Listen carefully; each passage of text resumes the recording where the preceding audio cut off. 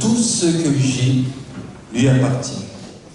Et dans ce temps de louange, nous voulons aussi inclure le moment de la collecte, parce que c'est une manière aussi pour nous de dire à Dieu, tout ce que nous avons vient de toi. Et nous te rendons ce que ta main nous a donné. Donc j'inviterai les responsables à passer dans les rangs. Donc des offrandes qui servent essentiellement à l'entretien du bâtiment, à mettre de côté des sous pour les différentes activités de l'église, que ce soit au niveau de la jeunesse, au niveau des autres départements. Et les hymnes qui servent à rémunérer les pasteurs, les laïcs qui s'engagent dans la prédication de la parole.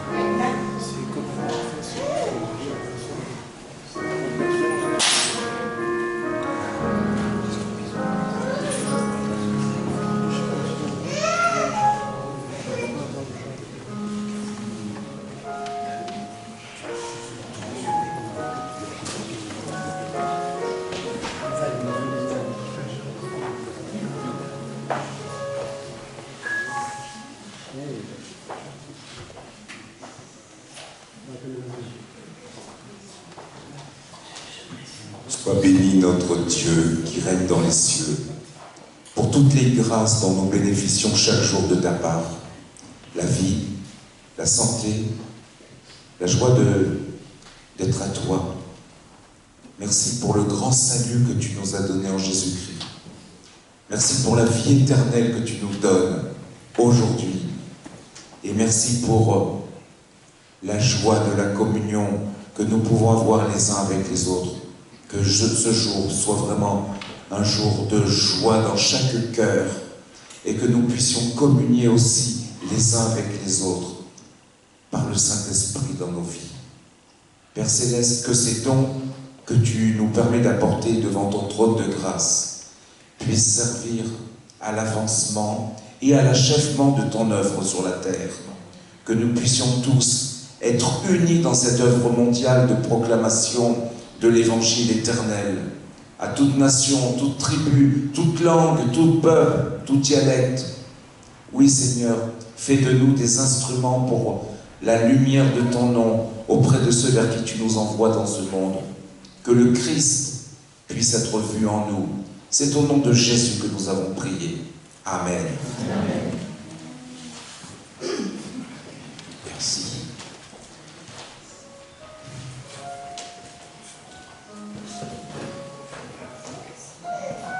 Image suivante, voilà.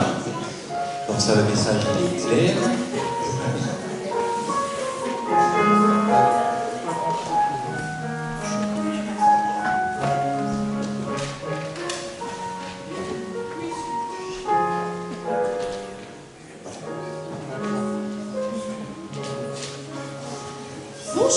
Bonjour à tous, bonjour les enfants. Est-ce qu'il y en a qui veulent venir devant?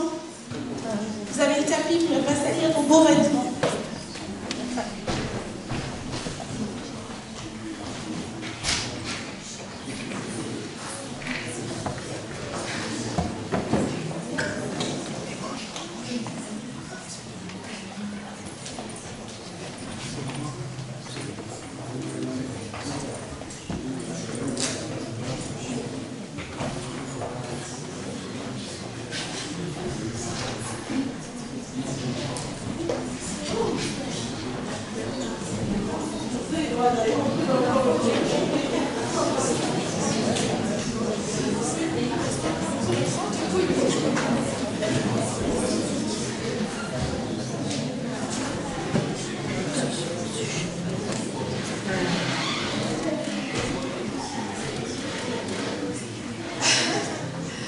Wow, nous sommes bénis ce matin, il y a beaucoup d'enfants, c'est agréable de vous voir tous.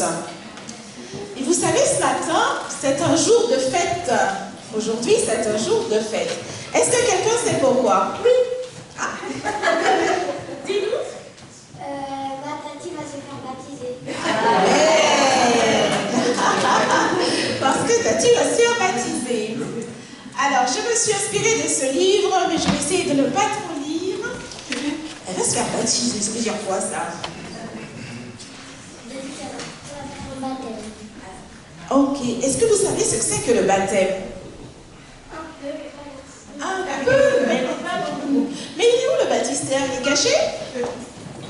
Il est toujours caché. Oh mince, je voulais... D'accord. Alors, attends, il y a Raymond et Thierry qui vont vous montrer le baptistère. C'est comme une piscine en fait. Il y a des escaliers. Alors, on va vous montrer parce qu'après, vous serez au fond, il n'y a rien à voir.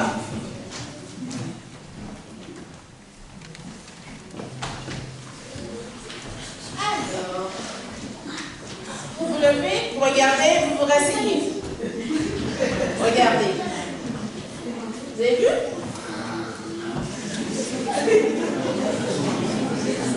Grâce à nous, ils ont pu se rendre compte que le niveau de l'eau avait baissé. Voilà. D'accord, c'est bon? Vous avez tous vu? Il y a d'autres enfants qui veulent voir? C'est bon? Eh oui. Voilà.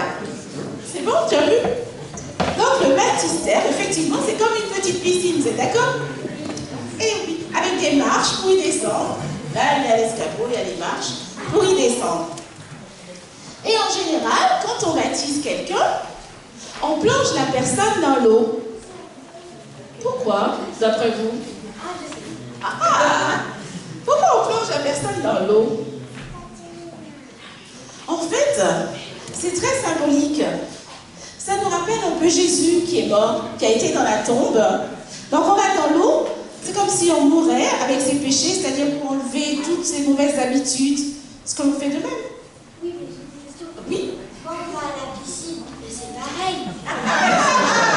Ça, c'est une belle question. Est-ce que c'est pareil? Est-ce qu'on peut juste aller se baigner à la piscine et se faire baptiser?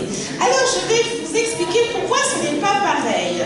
D'accord? Parce que là, symboliquement à l'église, donc le baptême, c'est dire devant tout le monde, oui, je décide de suivre Jésus. J'aime Jésus, je décide de suivre Jésus et d'obéir à ses commandements.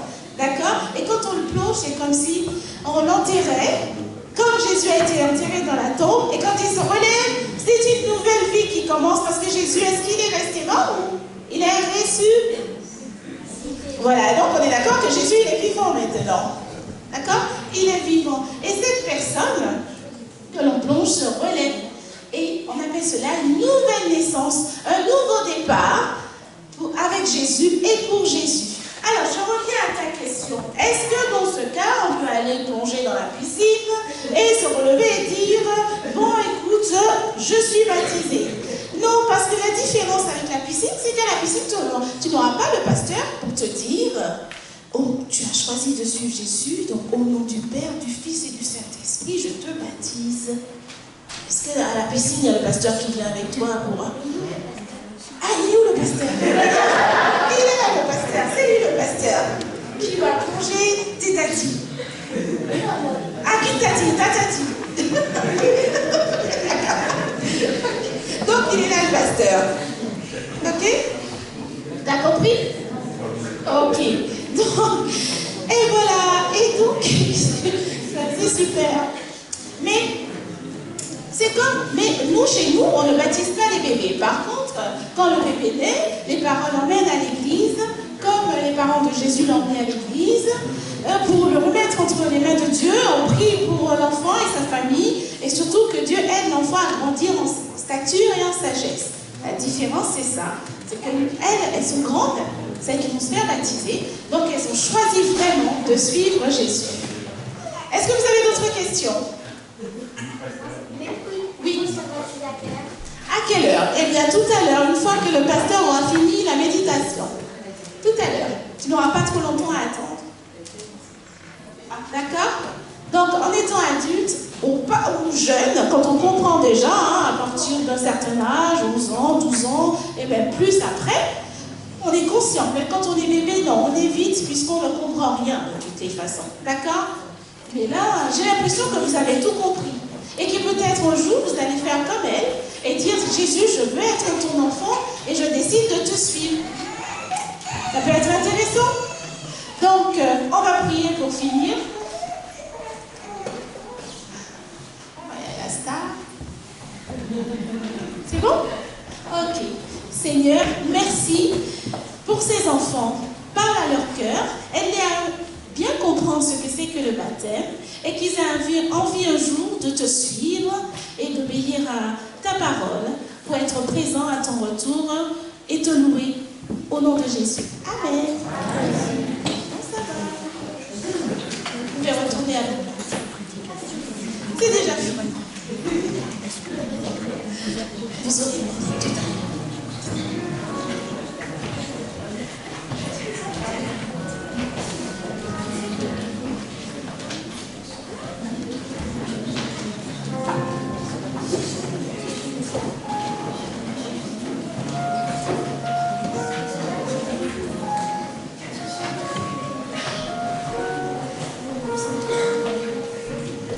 Je vais avancer ce truc parce que je n'ai pas envie de tomber dans l'eau.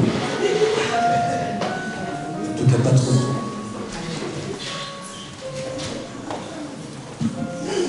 Alors, il me faudrait maintenant un ou une volontaire, adulte ou enfant, pour me lire Marc 16, verset 16.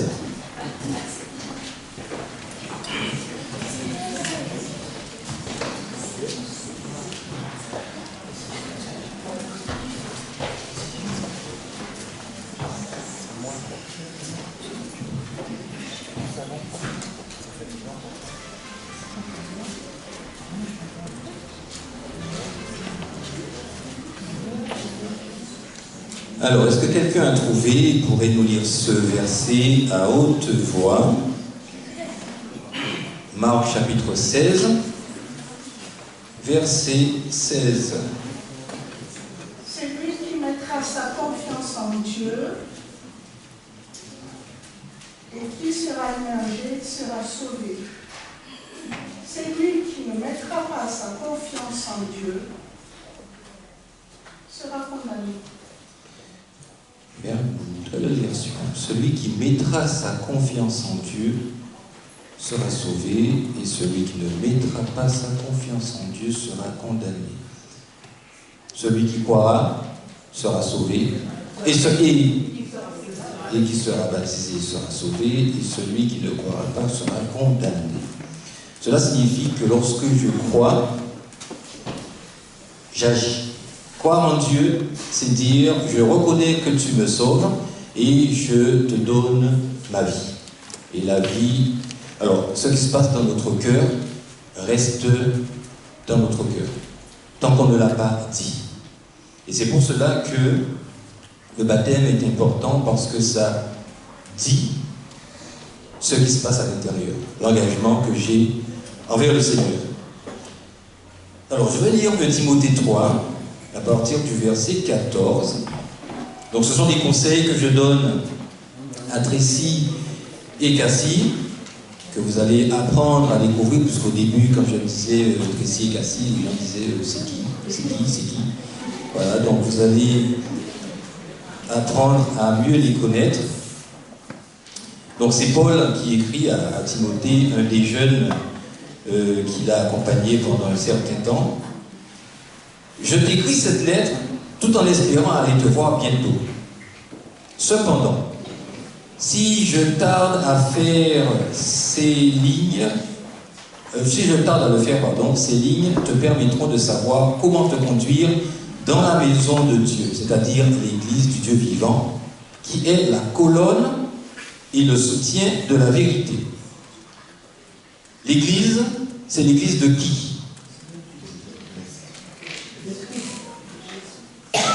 Vous êtes plus timide encore que ceux qui vont se faire baptiser.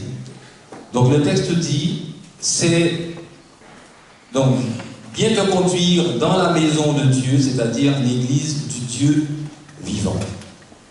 C'est pas l'église du pasteur. C'est pas l'église de Rita, c'est pas l'église de Rosélène, c'est l'église du Dieu vivant. Alors quand on dit l'église, ici, l'apôtre Paul ne parle pas du bâtiment. Le bâtiment est devenu tellement important aujourd'hui à nos yeux que les enfants n'ont même plus le droit de crier, de pleurer. Quand il y a un bébé qui pleure, tout le monde se retourne.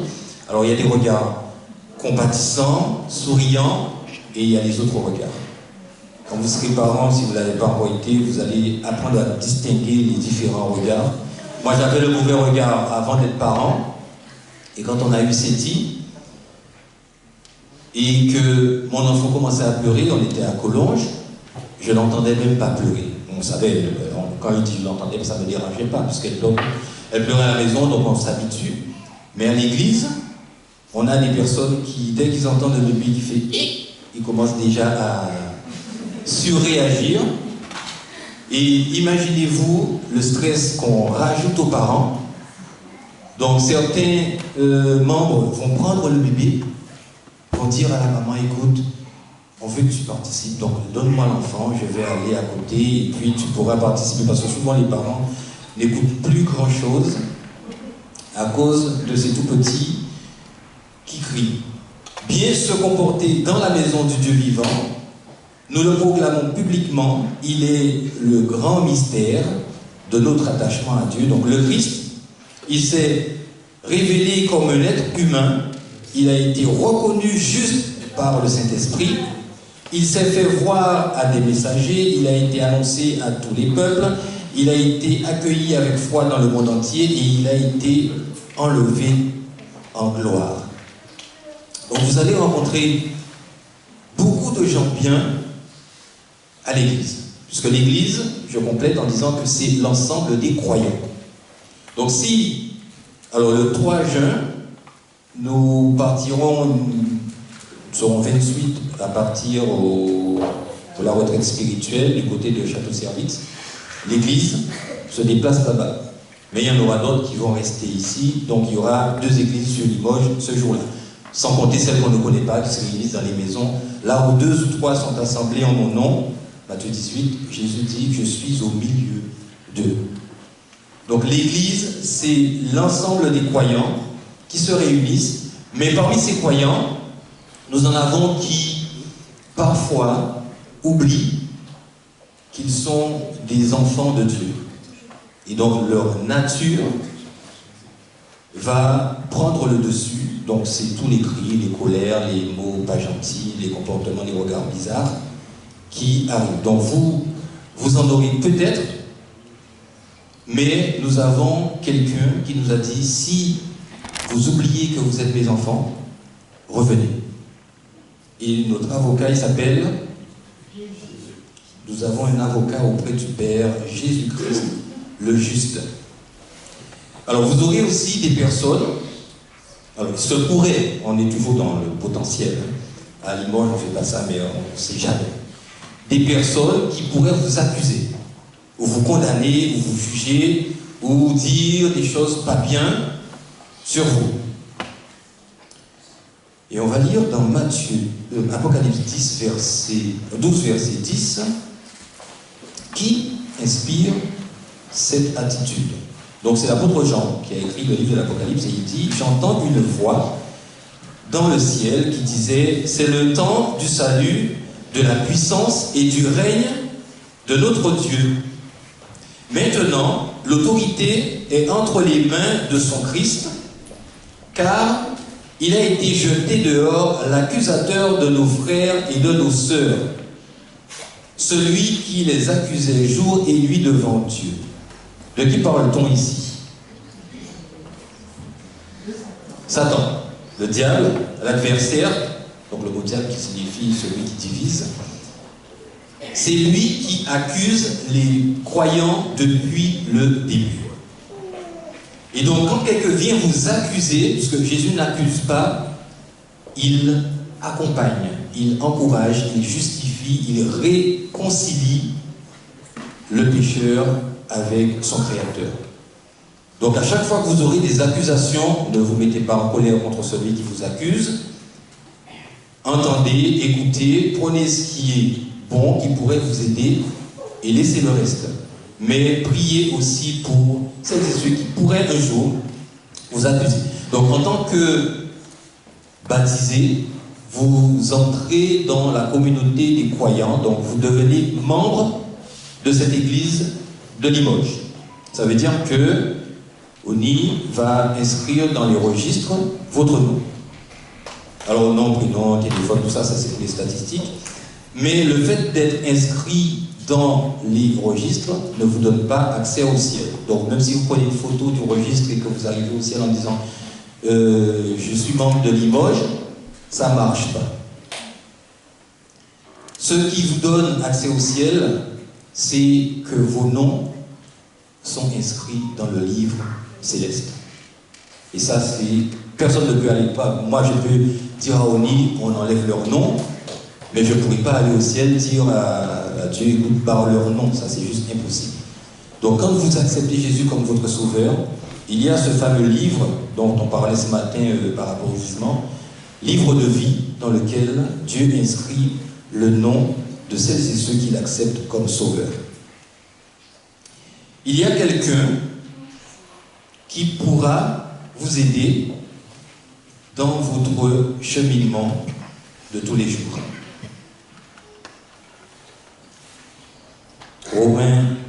Jean chapitre 3 et le verset 8. Donc c'est la belle histoire de Nicodème, donc un pasteur de l'époque qui vient voir Jésus de nuit parce qu'il ne voulait pas que les autres le voient. Et donc du coup, il dit à Jésus, tu es génial, tu es un grand prophète, etc. Tu fais des trucs super bien. Et Jésus lui dit, il faut que tu naisses de nouveau, si tu veux entrer dans le royaume de Dieu. Et donc il discute un moment, et au verset 8, Jésus explique à Nicodème que le Saint-Esprit, c'est comme le vent. Il souffle où il veut, on entend le bruit du vent, et on peut aussi voir ce qu'il fait, mais on ne sait pas d'où il vient ni où il va. Alors on a les spécialistes de la météo, Catherine Laborde et compagnie, qui nous expliquent, oui, les vents se forment dans tel endroit, tel truc, mais personne ne peut dire exactement comment ça marche. Et quand le vent souffle, alors quand vous faites de la course à pied ou du vélo, et qu'il y a beaucoup de vent, vous voyez et vous ressentez les effets du vent. Alors quand vous allez dans la même direction que le vent, donc moi des fois on l'a expérimenté, on est parti se balader une fois, et il y avait le vent mais de folie, on était contre le vent, on pédalait, et au retour, on pédalait plus. Le vent nous poussait, et ça c'était juste génial. Le vent souffle où il veut, et il va où il veut. Ça veut dire que c'est le Saint-Esprit qui décide de la direction que vos vies doivent prendre. Alors vous avez envie d'aller à gauche, mais le Saint-Esprit vous dit, ah non, non, pas à gauche aujourd'hui, tu vas à droite. Et si vous vous laissez conduire par le Saint-Esprit, vous serez comme Émoi et moi sur votre vélo, en train d'être porté par le vent jusqu'à la maison. L'Église, c'est aussi un corps. Donc dans Romains chapitre 12 et dans 1 Corinthiens 12, ça vous pourrez lire à la maison, l'apôtre Paul explique que, comme le corps, nous sommes différents, mais nous travaillons dans l'unité. Alors imaginez un matin, vous vous levez, et votre pied dit, ah non, aujourd'hui j'ai pas envie de bouger, je reste couché. Ça, c'est juste pas possible. Parce que le pied ne réfléchit pas, ne pense pas par lui-même, on suit le mouvement. C'est la tête en général qui dirige tout le corps, et c'est pour ça que l'apôtre Paul nous dit que la tête, c'est Jésus. L'Église, c'est un corps, et la tête, c'est Jésus. Donc, on prend soin de notre corps, on achète des tonnes et des tonnes de maquillage, ou pas, on achète des super vêtements, des jolies chaussures confortables parce qu'on veut être bien. Et si on s'habille, c'est toujours par rapport à l'autre. Alors moi, au début, je n'y croyais pas. Quand j'ai eu ma prof de philo qui nous a sorti ça, je lui ai dit, madame, vous dites n'importe quoi. Et puis il m'a dit, mais comment ça, n'importe quoi? Tu veux me faire croire que tu t'habilles pour toi-même? Je lui ai dit, si j'achète le pantalon, c'est parce que je l'aime, parce qu'il me plaît. Et puis elle m'a dit, ok, tu vas vivre sur une île pendant 20 ans. Il n'y a personne sur l'île, tu es tout seul. Tu vas continuer à t'habiller aussi chic, aussi stylé? En général, c'est le regard de l'autre, c'est la société qui crée un environnement. Donc quand je fais quelque chose, je prends en considération l'autre. Quand je viens chanter, je chante pour Dieu, mais je prends en considération l'autre. Et c'est pour ça que je ne chante pas n'importe quoi, je ne fais pas n'importe quoi. À la maison, il y a des musiques que j'écoute, que je n'écouterai pas à l'église parce que je n'ai pas envie que les membres ne viennent plus à l'église. Alors, ce n'est pas des musiques bizarres, on s'entend. Quand on fait le ménage, on ne va pas mettre silence, sinon le ménage ne se termine pas. On va mettre quelque chose comme venez le stélé, comme ça le balai il passe plus facilement. Tout ça pour dire que dans ma vie, je ne suis pas seul. Vous imaginez une église où il n'y a que vous, et je parle du bâtiment. Si vous êtes sûr qu'aujourd'hui, samedi 29 avril, il n'y aura personne dans ce bâtiment, vous allez rester à la maison, vous allez vous connecter sur une chaîne sous Collonges ou autre, mais vous ne viendrez pas à l'église tout seul. C'est parce qu'il y a cette interaction qui fait qu'on aime être avec les autres et on se sent bien. Donc, il y a différents dons pour faire grandir l'église du Christ. Mais il y a un don que l'on trouve parfois dans certaines églises, pas à Limoges, mais qui ne vient pas de Dieu. C'est le don de la critique. Vous savez, les gens qui sont là et qui ne font pas grand-chose. Ils arrivent à l'église, c'est-à-dire dans le bâtiment, ils vont s'asseoir, soit au fond, soit devant, et pendant une année, on ne les a jamais vus se lever pour lire un texte, pour réciter un poème, pour faire un chant, mais quand on leur demande quelque chose, ah non, ça c'était pas bien, oh là là, le pianiste a mal joué, et ils vous décrivent en détail tout ce qui ne va pas. Alors je ne sais pas si vous avez connu la DDE, alors ça a changé de nom aujourd'hui, donc on a des clichés, hein, sur les gens de la DDE, vous savez, ces gens qui travaillent au bord de la route, là, qui réparent les tuyaux, il y a 5 personnes, il y en a un qui bosse, et les 5 qui sont debout. Ceux qui sont debout savent mieux que celui qui travaille ce qu'il doit faire.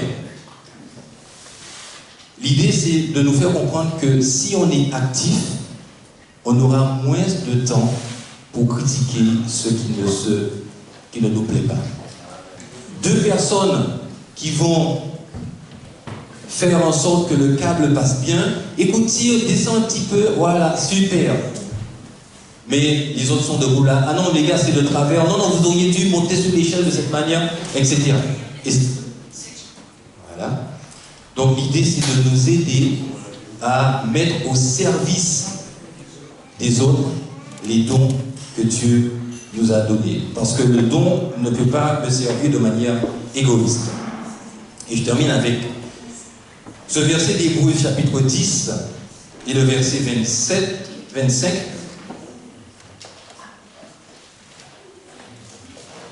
Hébreux 10, verset 25.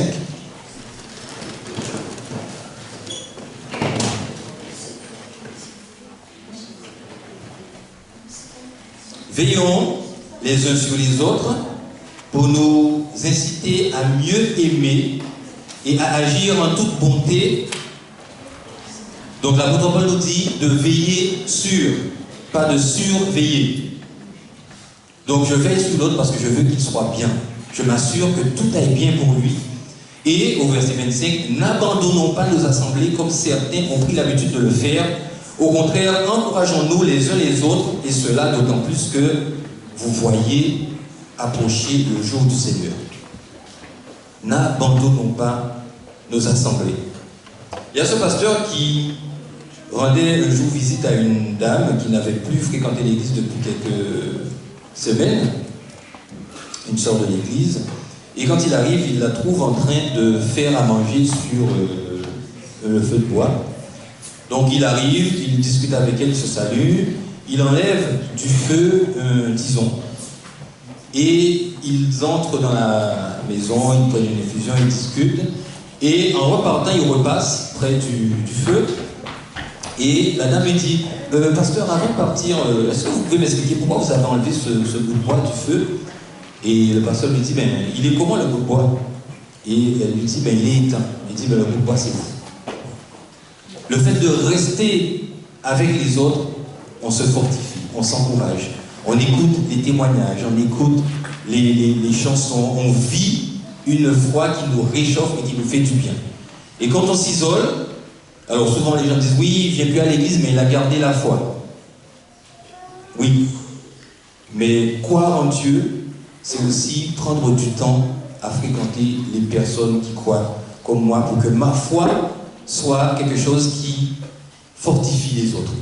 Donc je ne viens pas uniquement pour recevoir, je viens pour donner, pour offrir. Donc continuons à fréquenter nos églises. Et certains pensent que parfois il est bien d'arrêter d'aller à l'église parce qu'il n'y a pas d'amour à l'église. Donc ça c'est quelque chose que vous risquez d'entendre au cours du jour. On n'est pas assez ceci, on n'est pas... Si vous voulez être sûr de trouver quelque chose, amenez cette chose. Et comme je prends l'image toujours, vous voulez manger une tarte à l'oignon, dans un repas, vous amenez votre tarte à l'oignon. Comme ça, vous êtes sûr d'en avoir ce jour-là. Donc c'est pareil avec l'amour. Si vous voulez trouver de l'amour à l'église, commencez par en apporter. Et ce que l'on donne finit par toujours nous revenir. Alors je prends l'image souvent du sourire. Lorsque vous souriez à quelqu'un, ça finit par irriter la personne. Et la personne sourit. Alors on va prendre les enfants, en général ça marche 99,9 fois sur 100. Les adultes, ça dépend de leur humeur, ça dépend de plein de choses, mais en général, un sourire donné nous revient. Et c'est là que la technique doit me regarder.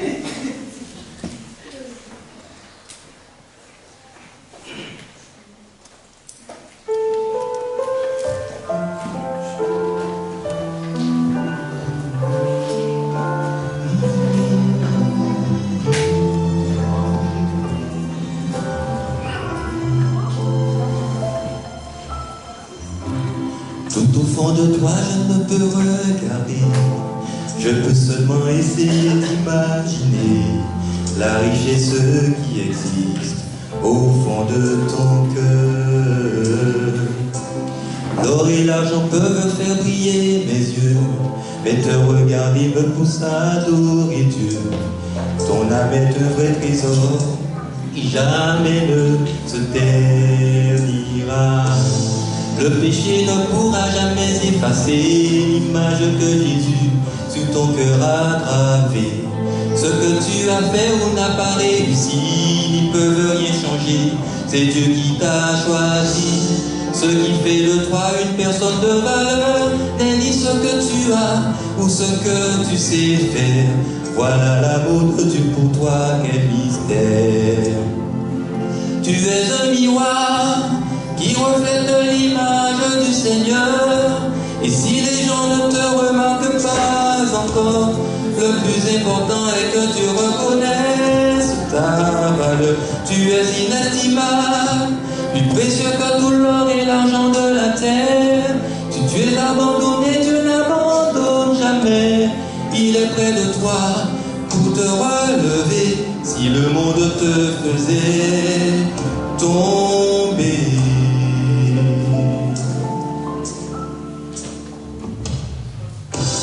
l'or et l'argent peuvent faire briller mes yeux, mais te regarder me pousse à adorer Dieu. Ton âme est un vrai trésor qui jamais ne se ternira. Le péché ne pourra jamais effacer l'image de Jésus sur ton cœur a gravé. Ce que tu as fait ou n'as pas réussi n'y peut rien changer. C'est Dieu qui t'a choisi. Ce qui fait de toi une personne n'est ni ce que tu as pour ce que tu sais faire.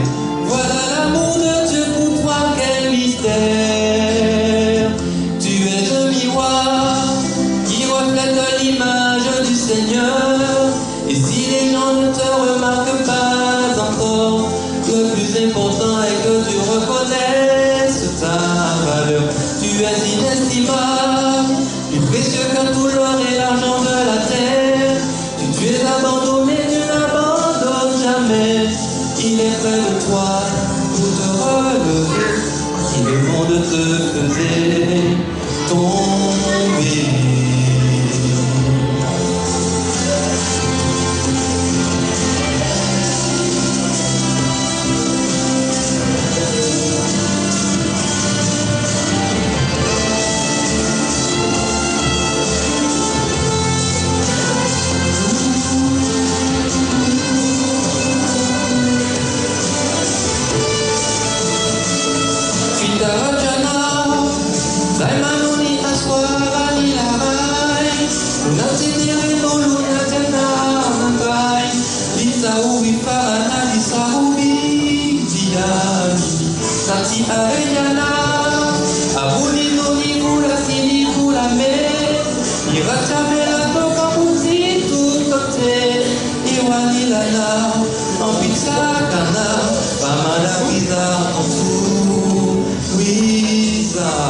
Tu es un miroir qui reflète le cœur du Seigneur.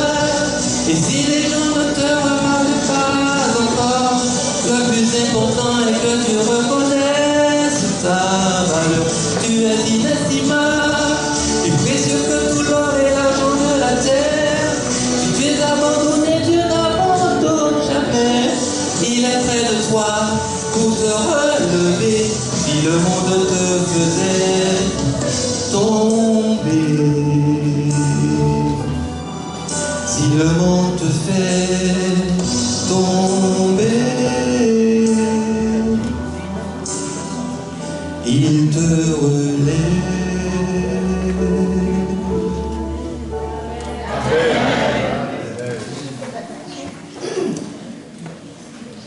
Je vous invite à me rejoindre. Alors, comme je disais, il y a des choses qui se passent dans le cœur et d'autres qui se passent de manière visible. Et c'est ce à quoi sert la profession de foi. Donc, elles disent ce en quoi elles croient.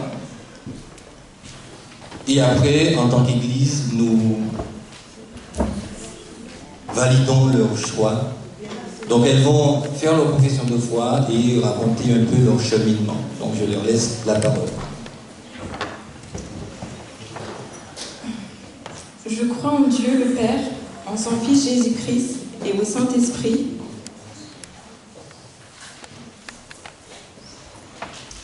Par la mort de Jésus sur la croix, je suis réconciliée avec Dieu. Par son sang versé, je suis sauvée du péché et de la condamnation. Par Jésus mon Sauveur, Dieu a pardonné mes péchés et m'a donné un cœur nouveau.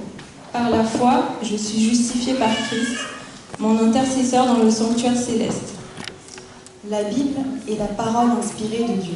Elle constitue ma seule règle de foi et de vie. Les 10 commandements expriment le désir de Dieu de m'accorder une vraie liberté. Le Saint-Esprit a écrit cette loi au fond de mon cœur et je prends plaisir à vivre tous les commandements sans omettre le 4e, le sabbat, jour du Seigneur. J'attends le prochain retour de Jésus et je m'engage en toute occasion à témoigner de ma foi pour que d'autres participent au même bonheur. En prenant soin de mon corps, temple du Saint-Esprit, j'honore Dieu. Je m'abstiens de tout ce qui nuit à ma santé. Par la grâce de Dieu, je choisis d'organiser ma vie en harmonie avec les principes bibliques fondamentaux enseignés par l'Église adventiste du 7e jour. Pour exprimer publiquement ma foi en Jésus, je désire être baptisée par immersion et être acceptée par la communauté de l'Église adventiste du 7e jour et soutenir fidèlement l'Église et sa mission par mes dîmes et offrandes et par une vie de service. Pour exprimer publiquement ma foi en Jésus, je désire être baptisée par immersion et être accepté dans la communauté de l'Église adventiste du 7e jour et soutenir fidèlement l'Église et sa mission par mes dîmes et offrandes et par une vie de service. Bonjour à tous. Je vais vous raconter en fait un peu mon cheminement. Donc déjà, je m'appelle Cassie, j'ai 29 ans. Et on va dire que avant d'être là aujourd'hui, j'étais croyante, mais non pratiquante. C'est-à-dire que j'ai toujours cru en l'existence d'un Dieu créateur de tout, mais je n'avais jamais expérimenté en fait une vraie relation personnelle avec Dieu, ni même son amour, ni même expérimenter la foi. Et puis j'ai rencontré mon mari Jonathan, avec qui en fait, avec qui on discutait vraiment de nos croyances. Et moi je lui faisais part de mes interrogations sur Dieu. Et lui me parlait de sa foi, de sa relation personnelle avec Dieu. Et c'est par ses propos, sa façon de se comporter. Et c'est ça qui m'a donné envie en fait de connaître Jésus, moi aussi. Et un jour il m'a invité à venir avec lui à l'église. Et du coup je suis venue et j'ai été touchée par les chants, les louanges, par la prédication. Et du coup, je suis allée à l'église de plus en plus souvent avec lui. Et du coup, c'était un moyen pour moi de me rapprocher de Dieu et d'apprendre plus sur la parole, sur les enseignements de Jésus. Moi qui ne connaissais pas grand-chose en fait. Et du coup, j'ai commencé à lire la Bible. Et il y a quelques années, alors que je traversais en fait une période difficile dans ma vie, j'étais dans l'incompréhension totale et je me suis rappelée d'un verset de la Bible où Jésus dit dans Matthieu 11, verset 28, « Venez à moi, vous tous qui êtes fatigués et chargés, je vous donnerai du repos. » Et c'est ce que j'ai fait. Et il m'a accordé une paix que je ne saurais pas vous expliquer encore aujourd'hui. Et depuis, je lui ai donné toute ma confiance. Et ces dernières années, j'ai vraiment vu et ressenti la présence et l'amour de Dieu dans ma vie. Que ça soit dans les moments de joie et les moments difficiles, il ne m'a jamais abandonnée. Au contraire, il a toujours su me relever. Et tout simplement pour vous dire que Dieu nous appelle en son temps et à sa manière. Parce qu'il y a 9 ans de cela, moi je rentrais pour la première fois dans cette église à Limoges. Et aujourd'hui, je me retrouve devant vous pour faire mon baptême. Amen. Et en fait, il y a quelques mois, j'avais lu une pensée du jour qui disait « Vas-tu répondre à l'appel de Jésus à le suivre ?» Et moi, j'ai pris ce message pour moi. Et j'ai compris qu'il était temps de prendre un nouveau cheminement avec Jésus. Et tout simplement j'aimerais remercier notre Seigneur de partager ce moment, surtout avec ma petite sœur Tracy. Et gloire à Dieu. Salut.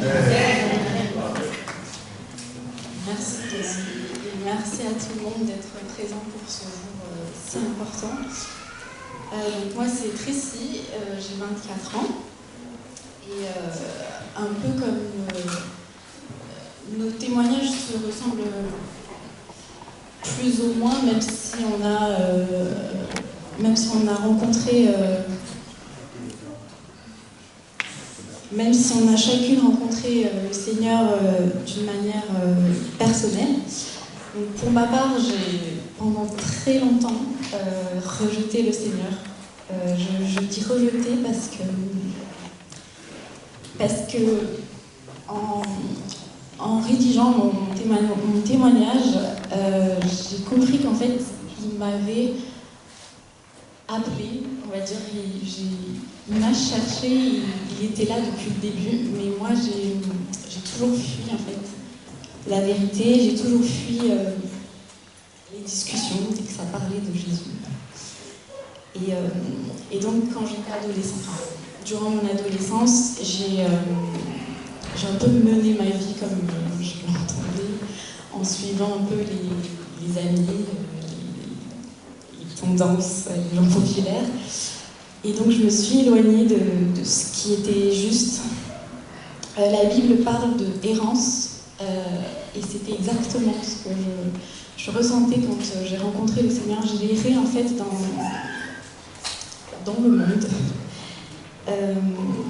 J'avais placé ma confiance dans les choses du monde, comme le travail, les amis, etc. Et je me suis perdue. Donc il faut savoir que j'ai tendance à souvent tout planifier dans ma vie, tout carré, tout anticiper. Et ce qui fait que j'ai essayé de tout porter, on va dire, toute seule, sur mes épaules. Et je pense pas que c'est ce que le Seigneur veut pour nous.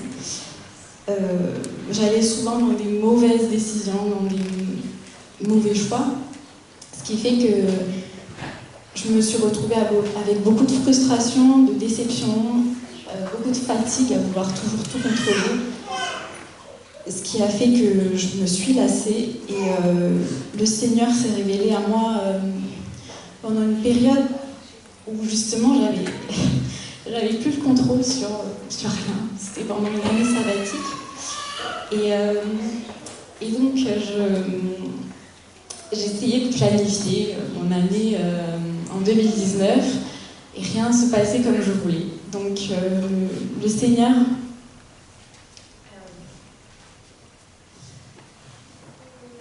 s'est révélé à cet instant, et de son côté, Cassie, cette année-là, partageait sur notre groupe de famille beaucoup de versets pour nous encourager chaque jour. Et ça m'a donné en fait une forme de curiosité.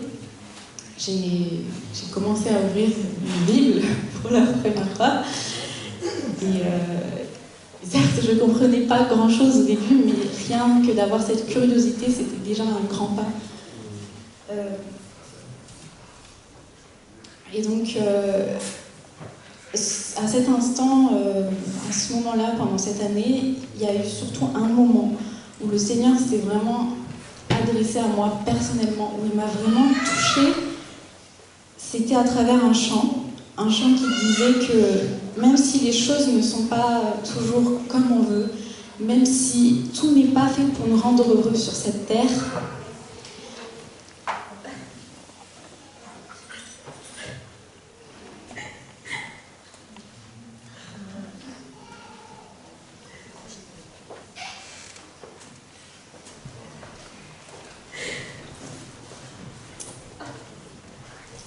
ces moments sont pour nous et pour lui des occasions pour se révéler à nous.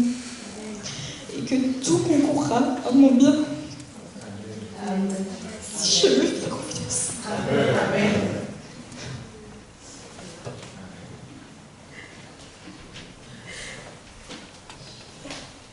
Et qu'il me donnera la paix.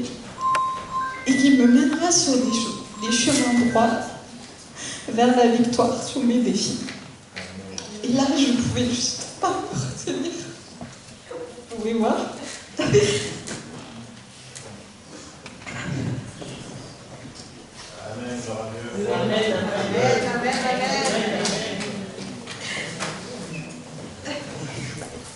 Donc aujourd'hui, je souhaite me faire baptiser parce que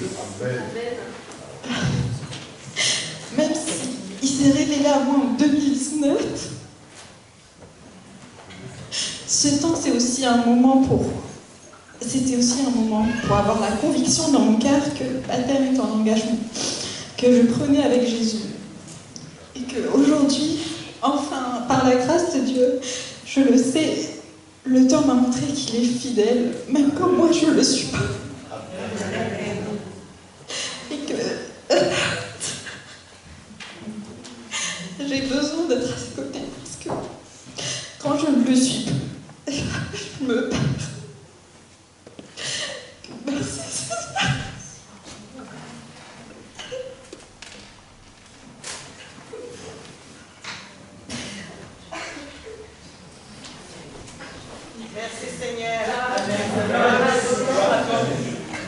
Et c'est là où, en tant qu'Église, nous manifestons notre accord pour que Cassie et Tracy soient immergés en le manifestant en levant la main. Voilà. Alors il y a un chant qui dit « Des larmes de joie coulent sur mon visage et se mêlent à l'eau du baptême ». Donc ça n'a pas pu être plus approprié aujourd'hui. Alors on va passer au moment de l'immersion en espérant que l'eau est à la bonne température. On va déplacer l'estrade pour que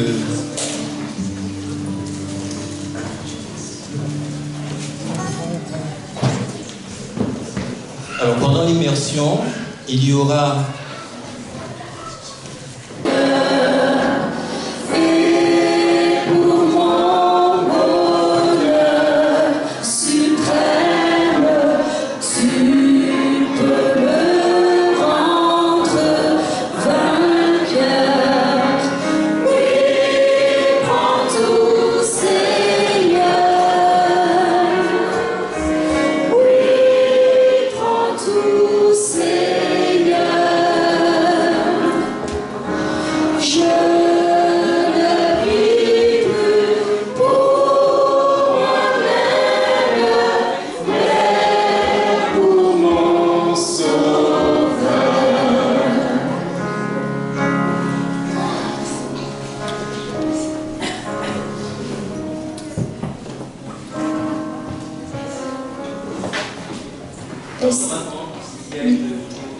Est-ce qu'on peut...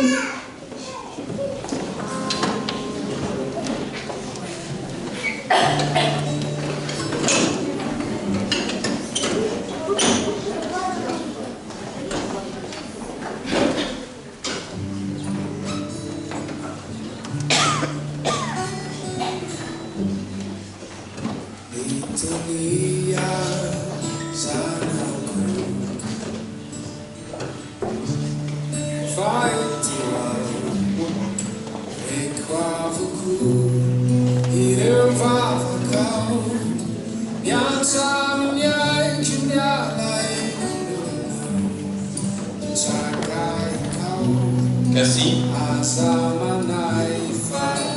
c'est une joie pour moi, selon ta profession de foi et selon l'ordre que j'ai reçu du Seigneur, de te baptiser au nom du Père, au nom du Fils et du Saint-Esprit.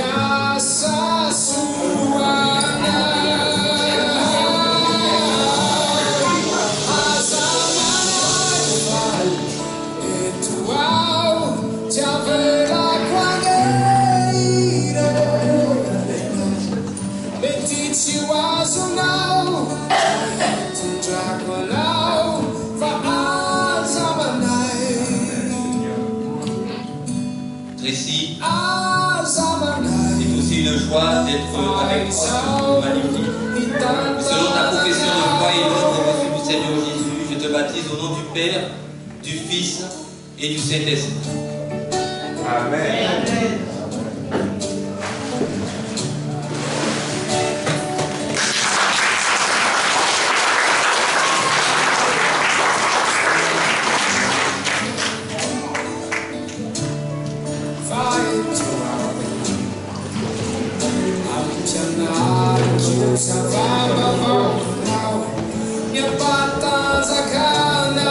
Alors comme c'est la poursuite,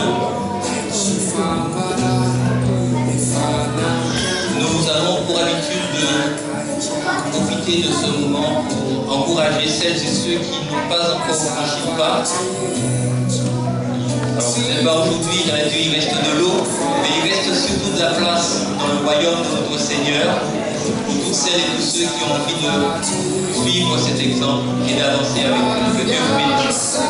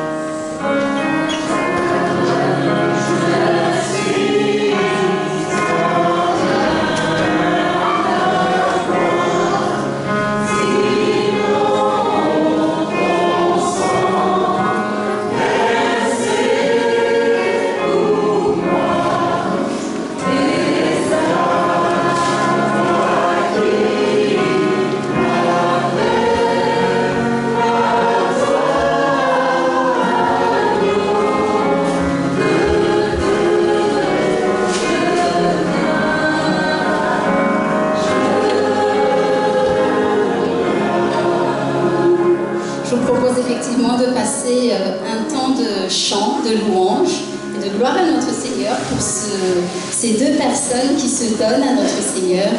Il y a de la joie dans le ciel, dans notre Église, mais dans le monde entier aussi. Patrick avait proposé un chant, tu peux me le rappeler s'il te plaît? Venez au Sauveur qui vous aime, le chant 257.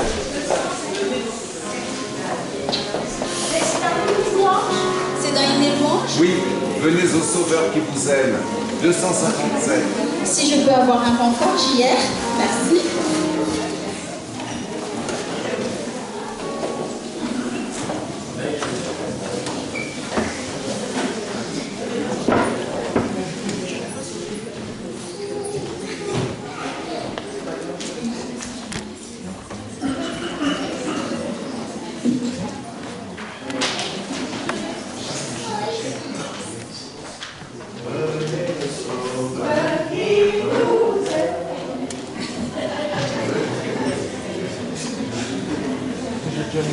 Bien, je vois qu'il est connu, donc nous allons chanter dans la joie, parce que vous savez, il y a la joie et la célébration aussi dans le ciel. Amen.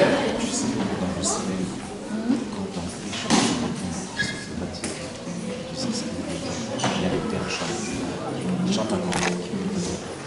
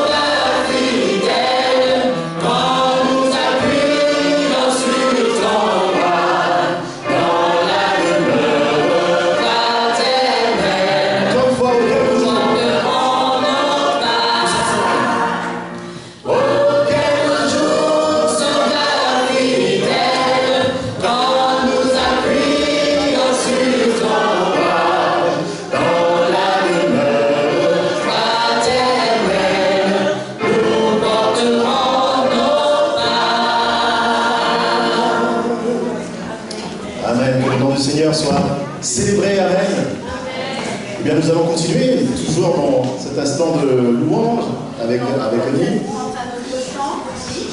Un dernier, dans l'attente du retour des baptisés. Vous avez Hymne et louange, chef.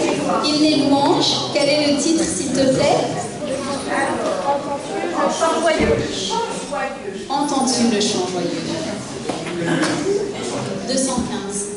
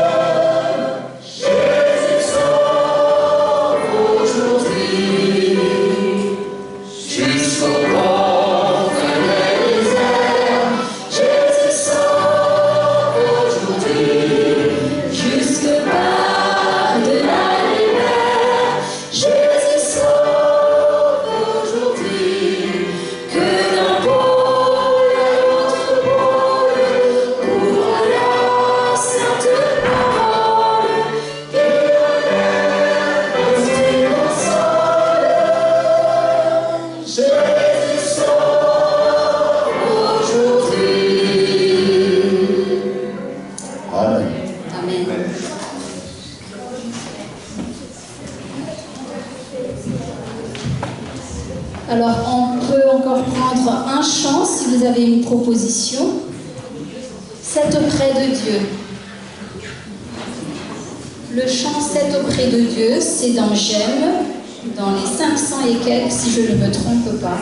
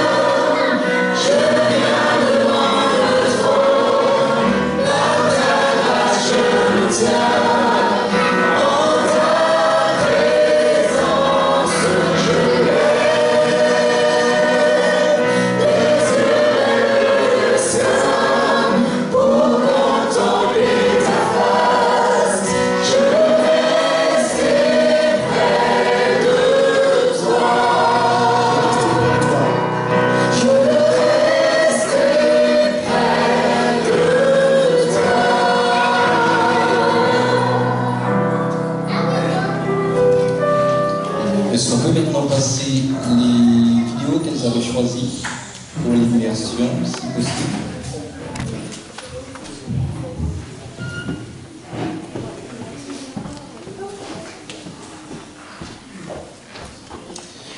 Ça a été pour moi, oui, je peux balancer, une semaine intensive de malgache. Celui-là, il est en français. Dans le secret, en ta présence, je veux rester. Tu es, tu seras toujours là.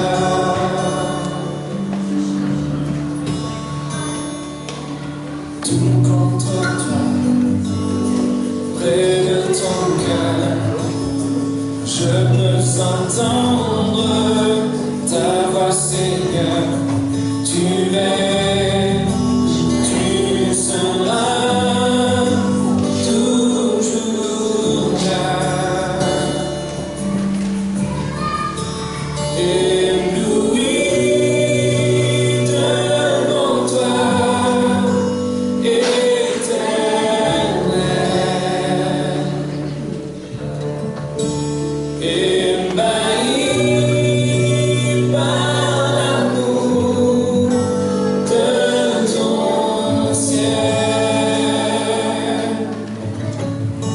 Je suis là à tes pieds.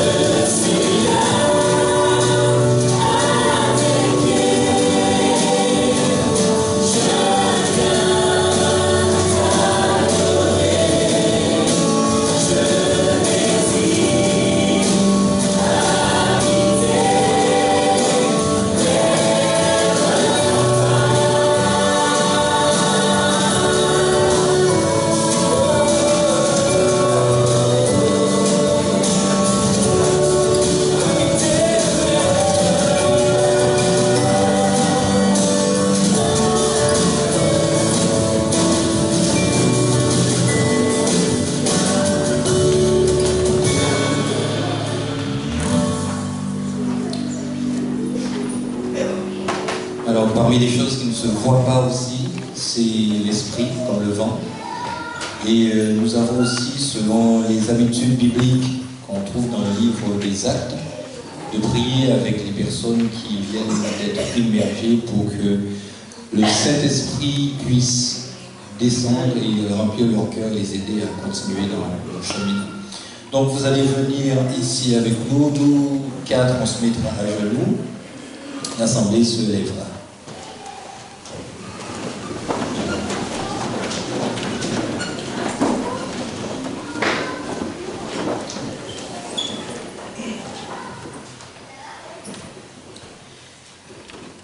Éternel, notre Père, notre Dieu, tu nous dis dans ta parole qu'il y a plus de joie dans le ciel pour un pécheur qui se repent que pour 99 autres qui n'ont pas besoin de repentance. Et que le ciel est en fête aujourd'hui. Nous te bénissons et nous te louons pour ce privilège que tu nous fais de participer à cette joie, d'avoir Cassie et Tracy qui rejoignent la famille céleste. Mais Père, nous prions maintenant qu'elles reçoivent une onction spéciale de ton Esprit Saint. Car nous savons que dans ce monde difficile, ce monde troublé, il leur faudra cette puissance pour pouvoir résister au mal, pour pouvoir continuer leur chemin avec toi. Nous prions, Père, que ton amour se déverse en abondance dans leur cœur, car tu es amour, et tu nous dis que celui qui aime a connu Dieu et est enfant de Dieu. Tu nous invites aussi, Seigneur, à nous aimer les uns les autres de manière à ce que le monde voit qui tu es. Que cet amour, Seigneur, remplisse leur cœur et cette bénédiction, Seigneur, nous voulons l'étendre aussi au reste de la famille. Que ta paix s'installe avec chacune d'elles. Dans le nom précieux de Jésus-Christ, nous t'avons prié. Amen. Seigneur, je rejoins la prière de Thierry, notre pasteur. Invoquons, Seigneur, ton nom, la puissance de ton esprit sur elle. Parce que, Seigneur Jésus, tu as dit, tu enverras le Saint-Esprit pour qu'elles soient des témoins partout où elles sont. Chez elles, à la maison, au travail, en étudiant, quel que soit l'endroit géographique. Seigneur, que la puissance du Saint-Esprit les accompagne. Et que, Seigneur, elles soient des témoins fidèles jusqu'à la fin. Nous savons que, Seigneur, avec toi, elles pourront faire de grandes choses. Car, Seigneur, aucune personne avec toi ne peut échouer. Alors je te prie pour que la puissance de l'Esprit les accompagne partout et que leurs décisions soient prises et dirigées par l'Esprit. Merci, Seigneur, de recevoir nos prières pour elles et que le Saint-Esprit, tu les conduises, tu les inondes de ta présence et que les dons que tu leur as accordés puissent être manifestes aujourd'hui et éternellement. Au nom de Jésus, je te prie. Amen. Amen. Vous pouvez vous asseoir.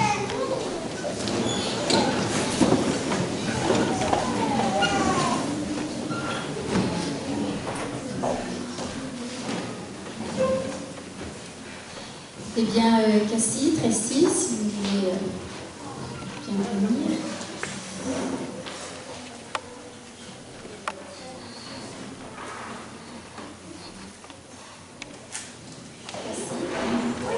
Au nom de l'église de Limoges, j'ai la joie de te remettre ton certificat de baptême, ainsi qu'une Bible.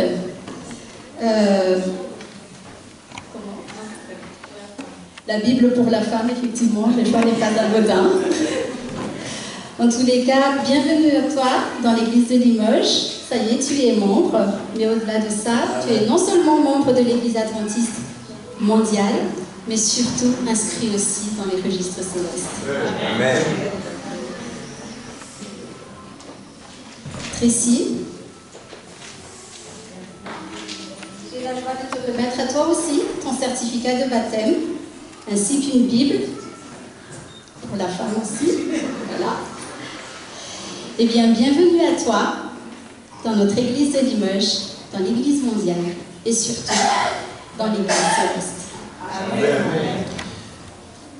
Alors, la Bible pour la femme, c'est le même texte que toutes les Bibles. C'est pas une Bible spéciale, c'est juste qu'à l'intérieur, il y a des passages qui sont soulignés, ou bien par exemple lorsqu'on parle de l'histoire d'Esther, il y a des méditations spéciales pour un peu orienter.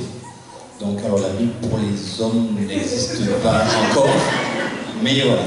Alors moi j'ai la joie de vous remettre deux autres livres. Alors, vous savez, quand on se fait baptiser, on reçoit plein de livres, on ne les lit pas tous. Moi j'ai des livres que je n'ai pas encore fini de lire depuis 1985. Donc je serai indulgent envers vous. Alors le premier c'est à l'écoute de la Bible. Et à l'intérieur vous avez toutes les études bibliques classiques qu'on a. Donc vous avez une question sur les 2300 soirs du matin. On aura le temps de le voir ensemble. Voilà, vous pouvez déjà prendre de l'avance. Tout est très bien expliqué, c'est clair, c'est précis.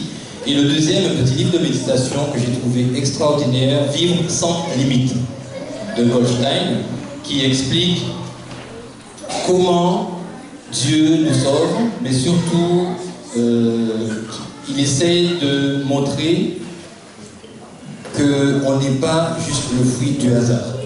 Mais c'est tellement bien présenté et ça se lit facilement. Donc je vous laisserai découvrir tout ça.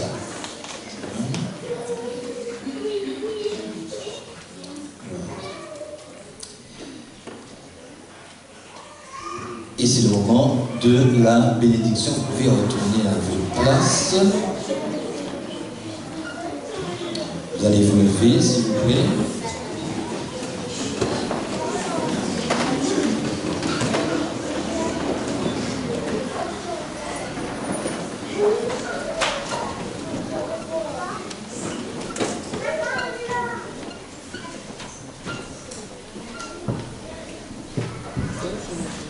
Alors c'est une bénédiction que Dieu va donner à Moïse pour qu'il puisse l'offrir au peuple. Que l'Éternel vous bénisse et vous protège. Que le Seigneur fasse briller sur vous la lumière de sa face et qu'il vous manifeste sa grâce. Que le Seigneur vous montre sa bienveillance et vous accorde sa paix. Amen. Amen. Que la grâce du Seigneur Jésus-Christ,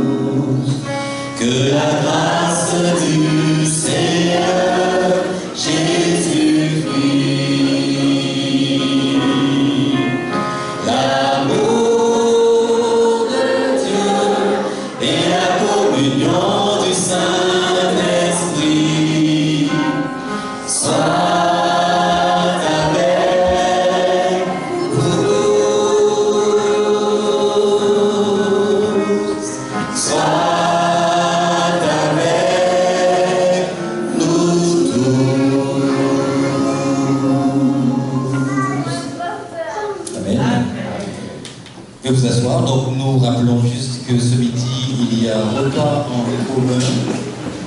Donc nous allons nous saluer comme d'habitude et préparer dans la pièce d'à côté le nécessaire.